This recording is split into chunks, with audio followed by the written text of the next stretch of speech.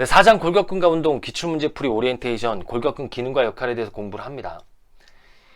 기초부터 심화까지 할 내용들이 너무나 많은데 이번 시간에는 일반적인 내용을 공부하고 7장까지 다 공부하면 그때부터는 좀 심한 내용을 공부하는 걸로 하죠. 일단 제가 근육이라고 쓸게요. 근육이라고 쓰는 것과 근육계라고 쓴 건 틀려요. 근육계라고 하면 여러분 통까지 쓰세요. 근육계통까지. 근육계통, 이렇게 말을 하니까 좀 이상하기도 하고.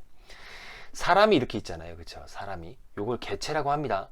근육계통뿐만이 아니라 다양한 계통들이 모여서 사람을, 인체를 구성하죠. 그쵸? 제가 근육과 근육계통은 틀리다라고 한 이유가 뭐냐면, 그럼 이건 뭐예요? 기관이 모여서 계통이 된다고 제가 늘 말씀을 드렸어요. 그러면 어떤 기관이 모여서 근육계통을 이루죠? 그게 바로 근육이에요. 각각의 근육. 무슨 얘기냐면 골격근이 있죠. 얘네가 골격근이 기관입니다. 심근이 기관이에요. 내장근이 기관이에요. 내장근. 이런 기관들은 근육이고 각각의 근육이고 얘네들이 모이면, 즉 이 기관들이 모이면 근육계통이 되는구나 라는 얘기예요. 그렇죠? 기관은 조직이 모여서 되는 거고 조직이라는 거는 세포가 모여서 된다라고 애당초 우리가 공부를 했어요. 애당초라는 건 처음부터 이런 공부를 했단 말이에요. 그러면 근세포가 근육을 이룰 텐데 우리가 보통 근세포라고 하지 않습니다. 머슬셀이라고 해도 되지만 우리가 이걸 근섬유라고 하는 거예요. 그래서 근육계는 근섬유라고 불리는 특수한 세포로 구성되어 있다라고 학생들한테 이제 얘기를 하는 거죠. 그렇구나. 그러면 이 골격근, 심근, 내장근이라는 이 각각의 근육, 이 기관, 그러니까 근육계통의 주요 기능을 제가 여러분께 질문을 드린다면 복잡하게 생각하지 마시고 그냥 한마디로 대답을 해주셔야 돼요. 화낸 거 아니에요, 제가. 저 원래 말투가 이렇습니다. 아시는 분은 아실 거예요. 이거 되게 친절한 건데 제가 지금 주요 기능이 뭐게요? 친절했죠. 수축이에요, 수축. 다른 거 필요 없어요. 이거 못하면 다른 거 잘해도 이거 안 되는 거예요. 무용지물이에요. 심근이 수축을 못한다? 혈액 박출이 안 되는데 그럼 죽는 건데. 골격근이 수축을 못한다? 그럼 움직이지 못합니다. 그럼 죽습니다. 움직이지 못한다고 죽느냐? 호랑이가 나타났는데 못 도망가요. 그럼 죽는 거죠. 그죠? 이번에도 화낸 거 아닙니다. 내장근이 수축을 못한다? 여러 기능이 있지만 이거 혈관도 수축을 해야 되는 거거든요. 혈관이 수축하면 혈액이 더 잘 흘러가요. 운반을 잘한단 말이에요.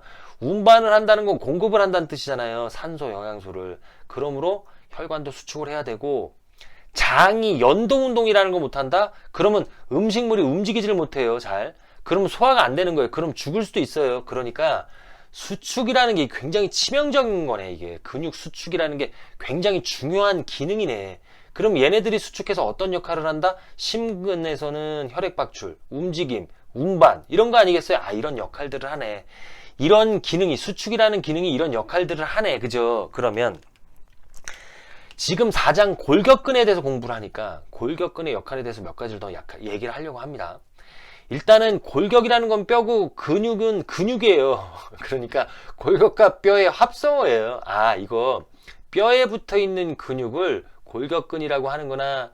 그리고 뼈에 어떻게 붙어 있냐면 관절을 지나가서 붙어 있어요. 그러니까 이게 지금 관절이거든요. 관절 중에서도 이거 가동관절입니다. 가동관절의 특징은 뼈와 뼈 사이에 이 윤활액이라는 게 있어요. 이거 이미 다 공부했습니다. 기초편에서. 윤활액이 있는 게 가동관절이에요. 가동관절이 움직인다 그러면 가동범위고 가동범위를 의미하는 체력이 뭐였어요? 그게 유연성이었고 요게 2015년인가요? 1급 전문 스포츠 지도사. 제 기억엔 체육 측정평가론에 이제 출제됐던 문제고 우리가 이미 이 문제를 풀어봤었어요. 그쵸? 이런 거구나. 가동관절이 있으면 반가동관절도 있고 부동관절도 있습니다. 그런 것들은 이제 기초편을 통해서 공부하시기 바라고.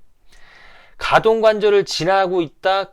이 골격근이라는 거 어떻게 했냐면 이 뼈에서 시작해갖고 가동관절 지나서 다음 뼈에 이렇게 붙어 있다는 뜻이에요. 그래서 이거를 시작점이라고 하고 이걸 끝점이라고 하는 거예요. 근육의 시작점에서 끝점을 잡아당기면 근육이 짧아지죠. 그걸 단축성 수축. 그러면 뼈와 뼈 사이의 거리도 짧아진다. 이게 움직임이에요. 그쵸? 근육이 단축성 수축하면 뼈가 움직이죠. 그걸 움직인다라고 표현하는 거예요. 그러니까 이 기능은 움직임에 관여하는구나. 움직임. 인체의 움직임. 움직임에 관여하는구나. 수축이라는 기능은 움직이게 하는 역할을 하는구나. 이렇게 이제 표현을 하면 될 것 같고.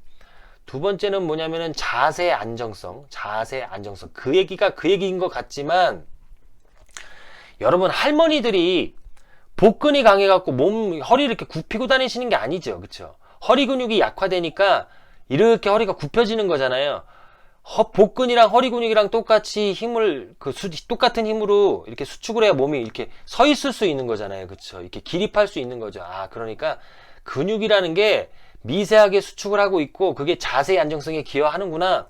그러므로 자세가 흐트러지면 미세한 흐트러짐이 계속 축적돼 갖고 결국엔 밸런스가 무너진다 이런 표현을 하는 거죠. 그죠? 그런 거구나. 그러니까 자세의 안정성에도 기여를 하는구나. 결국에 자세의 안정성에 기여를 한단 말은 관절의 안정성에도 기여를 한다는 얘기고, 관절의 안정성에 기여한다고 할 때 빠지지 않는 단어가 힘줄이에요. 왜냐면 뼈와 근육을 연결시켜주는 연결 조직이 힘줄이니까 힘줄도 건강해야 된다라는 표현을 자주 하죠. 그죠? 이런 것도 시험 문제 출제될 수 있어요. 그죠?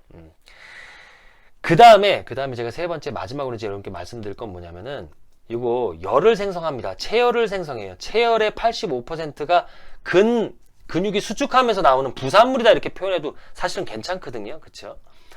우리가 추울 때 몸을 달달달 떨잖아요. 그거 근육이 수축해서 몸이 떨리는 거고 그 과정에서 열을 생성합니다. 제가 보통 학생들한테 얘기하는 건 요 세 가지고 조금 심화된 내용도 우리가 공부를 했었어요. 그거 이제 마이오카인이라고 호르몬도 분비한다 이런 얘기를 했었는데 그런 것들도 공부는 하긴 해야 돼요. 이미 공부했기 때문에 그건 이제 생략을 합니다. 자, 여기까지 하고 앞으로 이제 문제를 풀면서 또 추가적인 내용들을 또 공부하도록 하겠습니다. 저는 항상 여러분들 편입니다.